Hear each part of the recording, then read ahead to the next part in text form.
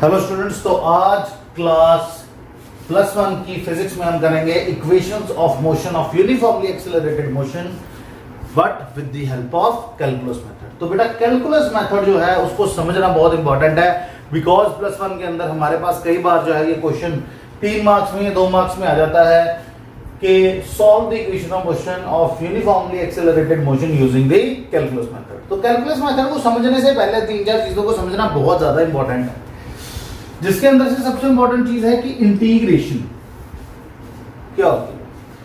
आपको सिंपल भाषा में मैं बता देता हूं कि इंटीग्रेशन के अंदर अगर हमारे पास x की raise to power n into dx है, तो जितनी x की रेज़ टू पावर है वो एक सीधा बढ़ जाएगी और जो ऊपर बढ़ा है वही नीचे आ जाएगा। ठीक है, ये चीज समझनी बहुत ज्यादा जरूरी है कि अगर x के विद रिस्पेक्ट टू डिफरेंशिएशन हो रही है और इधर x की है, तो x की रेज़ टू पावर जितनी है उसको एक बढ़ाना और नीचे लगा देना है। अगर हमारे पास इंटीग्रेशन के साथ बिना x की वैल्यू के डिफरेंशिएशन लगी है, तो इंटीग्रेशन डिफरेंशिएशन एक दूसरे का उल्टा होता है, तो इसलिए खाली x बच जाएगा। बट आपने यहाँ पे ये शो नहीं करना है कि ये कैंसल आउट होते हैं, बस आपको x लिख देना इसकी जगह पे। और मोस्ट इंपॉर्टेंटली एक चीज और आपको यहाँ पे याद रखनी है कि अगर आपके पास कोई लिमिट है a टू b, सपोज करो x² इंटू dx, तो पहले आप इसकी जनरल इंटीग्रेशन करोगे, यानी कि जितनी रेज़ टू पावर है उसको एक बढ़ा दिया और जो रेज़ टू पावर आई उसी को नीचे लगा दिया, और उसके बाद आपको पुट करनी है इसके अंदर लिमिट्स a टू b। तो x³ 3 a टू b, तो आपने कुछ नहीं करना है, आपने सबसे पहले x की जगह पे जिसके विद रिस्पेक्ट टू इंटीग्रेशन करी है उसमें पहले आपने b डालना, माइनस फिर आपने डालना, यानी कि अपर लिमिट माइनस लोअर लिमिट। तो अगर आप ध्यान से देखोगे तो b³ 3 minus a³ 3, upper limit x की जगह पे लगा दी, फिर माइनस, फिर लोअर लिमिट लगा दी, और ये आपका आ जाएगा आंसर। तो ये 3 चीजों को यहाँ पे याद रखना बहुत ज्यादा जरूरी है। तो फिलहाल के लिए मैं 3 चीजों को जो है यहाँ से मिटा रहा हूं, you can note it down और इसको मिटा दो। उसके बाद अब इन सारी चीजों के बाद एक चीज को और समझना यहाँ पे बहुत ज्यादा इंपॉर्टेंट है। वो क्या है कि सपोज करो कि आप यहां पे हो,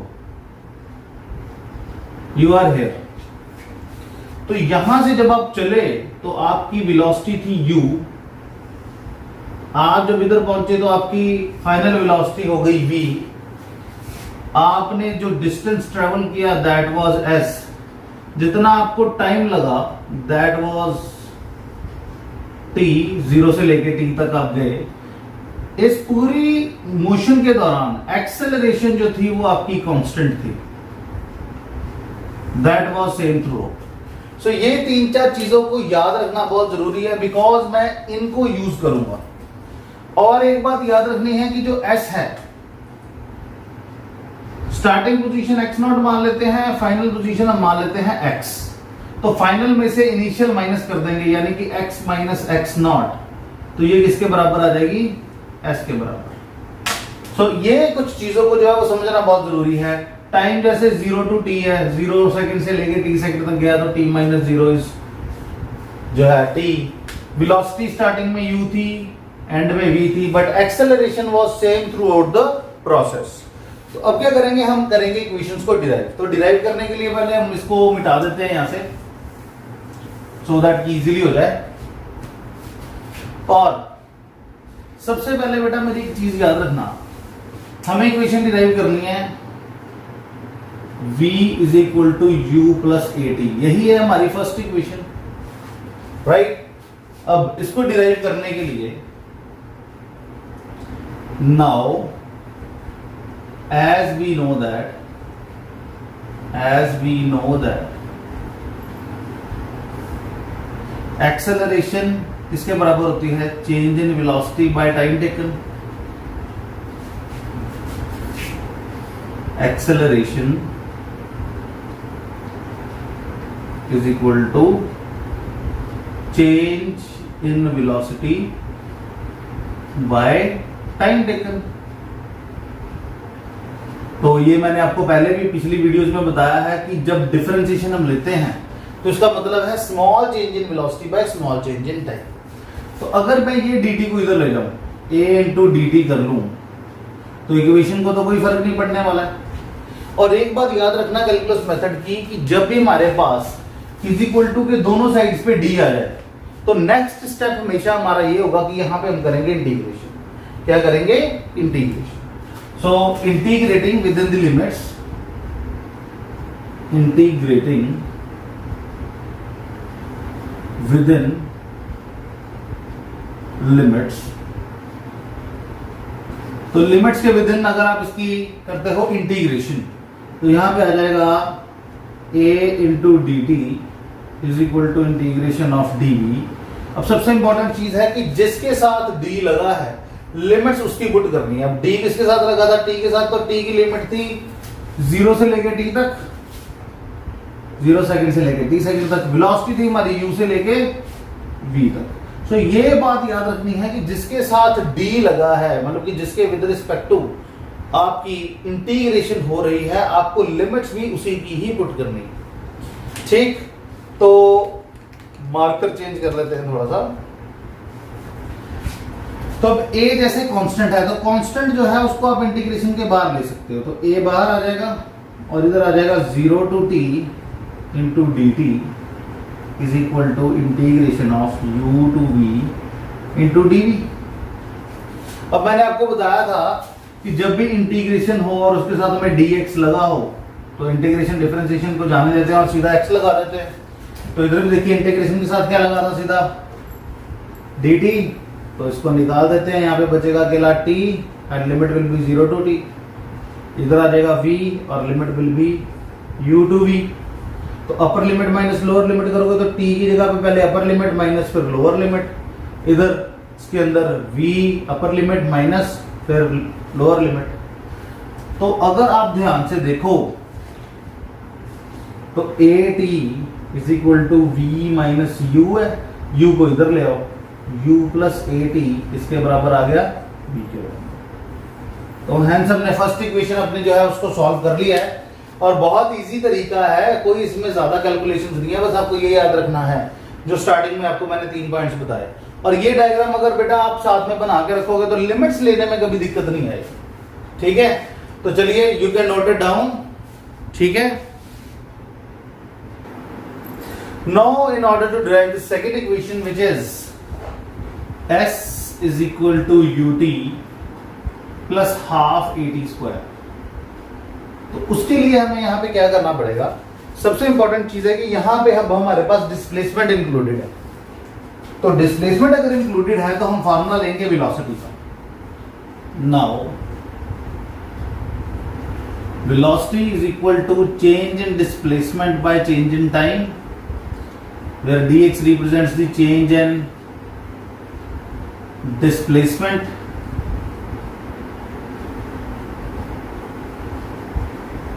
और dt represents the change in time।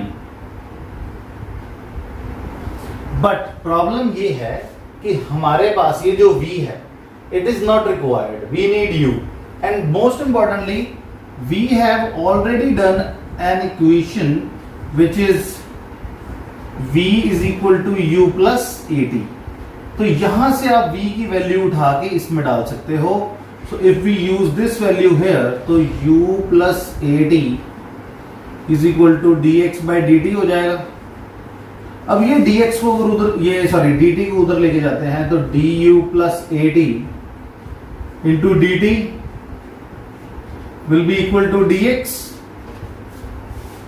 अब dt को जब अंदर आप मल्टीप्लाई करते हो तो u into dt plus a into T into D T is equal to D X. तो यहां पे अब हमारे पास हर एक टर्म के पास d में कुछ है, यानी कि नेक्स्ट स्टेप होगा हमारा इंटीग्रेशन का। Now integrating with in limits, with in limits. तो अब इंटीग्रेशन करनी है विद इन लिमिट्स, तो वो कैसे करेंगे? Integration of u into D T plus integration of a into T into D T is equal to integration of dx। तो इसके साथ dt लगा था तो लिमिट 0 टू t टाइम की, इसके साथ भी dt लगा था तो लिमिट 0 टू t टाइम की, इसके साथ dx लगा था तो x की लिमिट है x नॉट टू x, तो इसमें x नॉट टू x है। तो ये बात आपने याद रखनी है कि लिमिट लगाते समय लिमिट उसी की लगेगी जिसके साथ d लगा हुआ, ठीक है।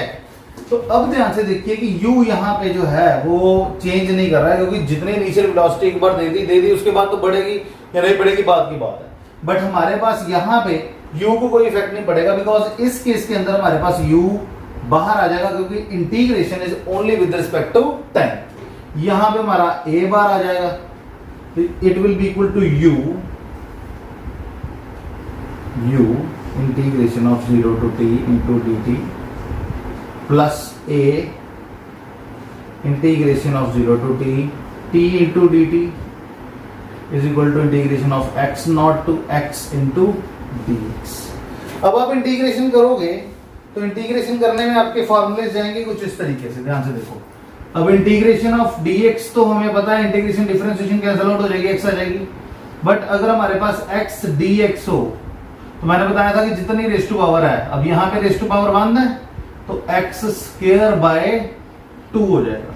जितनी रेस टू पावर है उसको एक बढ़ा दिया और वही नीचे लगा दी। अब यहाँ पे भी सिमिलर केस लगेगा, तो यहां पे अगर आप ध्यान से देखते हो u बाहर का बाहर आ जाएगा, integration differentiation will cancel out, but show नहीं कर सकते। अब यहां पे a था और यहां पे था t into D T, x into D X, तो इसकी इंटीग्रेशन के हिसाब से यहां पे आना चाहिए हमारा t स्क्वायर बाय 2, यानी कि जितनी t की रेस्ट टू पावर थी, अगर कुछ ना लगा हो तो 1 कंसीडर करते हैं, तो 1 plus 1 2, 2 by 2 t square by 2 आ जाएगा इज इक्वल टू। अब डिफरेंशिएशन इंटीग्रेशन इन दोनों की कैंसिल आउट हो जाएगी और यहां पे बचेगा हमारे पास x, और इसकी लिमिट जाएगी x नॉट से लेके x तक, t माइनस 0, इसकी भी 0 से t थी, तो इसके आ जाएगा t square minus 0 square divided by 2 is equal to x minus x not. So हर केस में हमने upper limit minus lower limit यहां पे लगा दी, तो यहां पे आ जाएगा ut plus 1 by 2 at square, और इधर आ जाएगा x माइनस x नॉट, और x माइनस x नॉट की यहां पे वैल्यू हमने s निकाली हुई है, so it will be s ut plus 1 by 2 at square. Hence आपके पास ये इक्वेशन का भी प्रूफ यहां पे आपके पास क्या हो गया, अवेलेबल हो गया। Now you can note it down also, अगर आपको कोई दिक्कत है तो फिर आप मुझे बता सकते हो। Now in order to derive the third equation which is v square minus u square is equal to 2as, इसको डिराइव करने के लिए हमें क्या करना पड़ेगा, इसको डिराइव करने के लिए बेटा हमें एक छोटा सा ट्रिक प्ले करना है। वो ट्रिक क्या है आपको बताता हूं। नाउ टू प्रूव दिस हमें a is equal to dv by dt, जो कि हमने फर्स्ट इक्वेशन में ली थी, acceleration is equal to change in velocity by time taken लेना होगा। बट यहां पे जो ट्रिक है दैट इज कि dx से मल्टीप्लाई और dx से करना होगा डिवाइड। ये चीज को बेटा आपने बहुत ही गंभीरता से लेना है, बिकॉज ये जो स्टेप है इट्स वेरी वेरी इंपॉर्टेंट, इसलिए मैं इसको मार्क करके आपको बता रहा हूं। It's very important to remember, very important to remember, because अगर ये नहीं करोगे तो आंसर नहीं आएगा। अब जैसे a इंटू बी हो तो b इंटू ए लिख सकते हो, यानी कि डिनोमिनेटर्स के जो मल्टीप्लीकेशन हो रही हैं उनको हम रिवर्स कर देते हैं, और यहाँ पे a की वैल्यू आ जाएगी हमारे पास dv बाय dx, और यहाँ पे आ जाएगा dx बाय dt। अब as we know that change in displacement by change in time, dx by dt की वैल्यू किसके बराबर होती है, इट्स इक्वल टू वेलोसिटी। तो ये वाली वैल्यू इधर लग जाएगी dx बाय dt की, तो इक्वेशन बन जाएगी a is equal to v into dv by dx, और अगर ये dx इधर चले जाए तो a into dx is equal to v into dv। तो ध्यान से देखिए, अब left hand side right hand side दोनों पे हमारे पास सारी जो जितने भी टर्म्स हैं उनके साथ d आ रहा है, तो अगला स्टेप होगा हमारा इंटीग्रेशन। तो integrating with in the limits, limits के विद रिस्पेक्ट टू हमने इसको कर दिया इंटीग्रेट। तो यहां पे इंटीग्रेशन का निशान a इंटू डी एक्स और इधर इंटीग्रेशन का निशान v इंटू डी वी। यहां पे लिमिट चले जाएगी 0 से लेके हमारी सॉरी dx है तो x नॉट से x तक चले जाएंगे बिकॉज x की लिमिट्स x नॉट से x है और v की लिमिट्स थी u से लेके v तक।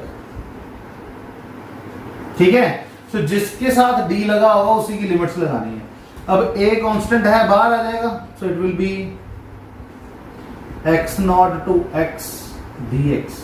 अब यहां से कुछ बाहर नहीं आ सकता बिकॉज डिफरेंस सॉरी इंटीग्रेशन जो हो रही है वो किसके हिसाब से हो रही है, dv के हिसाब से, और v जो है वो वेरिएबल है तो अंदर ही रहेगा।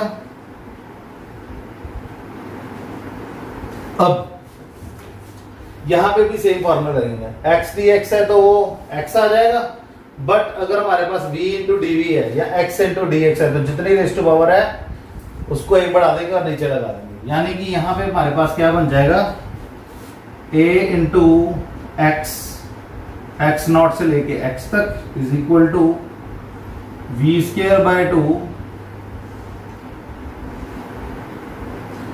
u से लेके v तक, upper limit minus lower limit, और इधर आ जाएगा v square minus u square divided by 2, क्योंकि upper limit minus lower limit इधर भी लगेगी ना। अब x माइनस एक्स नॉट की वैल्यू हमारे पास s है तो वो s आ जाएगी, तो v square minus u square divided by 2 इधर आ जाएगा तो 2as will be equal to v square minus u square. तो ये हमारी लास्ट इक्वेशन भी जो है वो प्रूव हो गई है। अगर बेटा आपको इन तीनों इक्वेशन को सॉल्व करने में कोई भी दिक्कत आती है then you can call me at 9023241112 so that I can help you with your doubt. So जब मर्जी बेटा मेरे को कॉल कर सकते हो, मैसेज कर सकते हो, so that कि मैं आपको ये सॉल्व करवा दूं अच्छे तरीके से, so that कि आपको अपनी पढ़ाई में दिक्कत ना हो। Thank you very much.